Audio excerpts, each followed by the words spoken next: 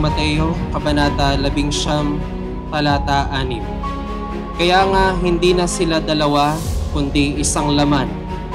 Ang pinapagsama nga ng Diyos ay huwag papaghiwalayin ng tao.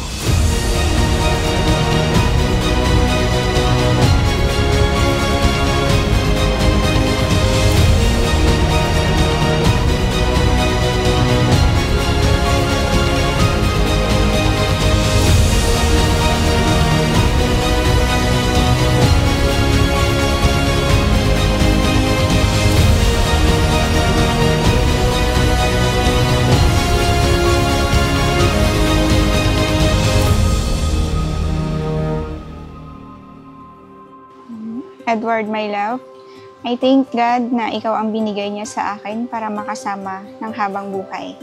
Ang pagmamahal mo, pag-aalaga mo at pag-intindi mo sa akin, ramdam ko lahat ng yan.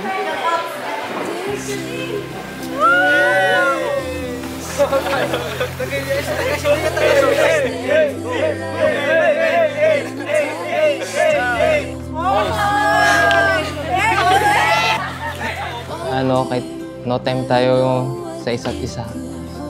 Yun. Mahal na mahal pa rin kita. Sobra.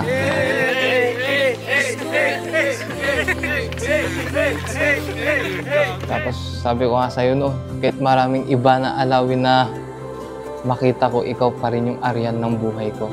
It's a beautiful life.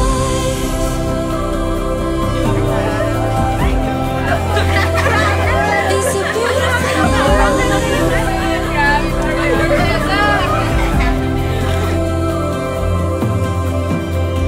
All the little things, all the golden dreams, I just wanna be in a beautiful life. Totoo nga na sa isang relasyon, mararamdaman mo agad kung ikaw na ba talaga. Dahil sa unang buwan pa lang natin, ramdam ko na ikaw na nga.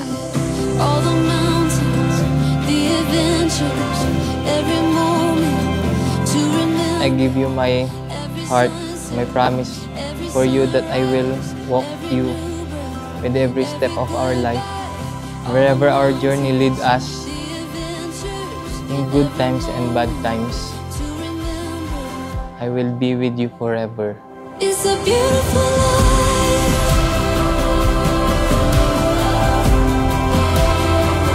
It's a beautiful life.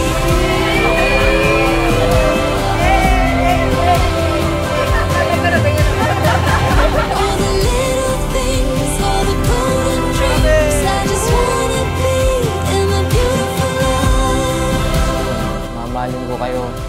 Kung ikaw, yung magiging anak natin na 12, kung ano yung ibigay yun. I love you forever. I love you so much.